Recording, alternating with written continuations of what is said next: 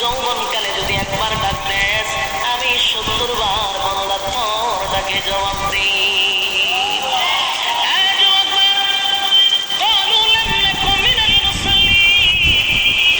হায় রে বৃষ্টি রে, আবুধাবিতে বৃষ্টি দেখছেন নি? এক নম্বরে জাহান্নামে যাওয়ার কারণ।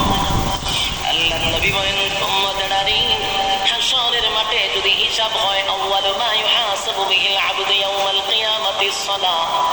কিয়ামতের ময়দানে সর্বপ্রথম হিসাবটা হবে নামাজের। বলুন কিসের? এক নম্বর হিসাব হবে নামাজ। অথচ আমাদের সমাজের মানুষ নামাজটাকে বড় অবহেলা করে। নামাজ পড়ে না, হেলায় আর কেন জিগাইল হুজুর আমার ফ্যান বালা না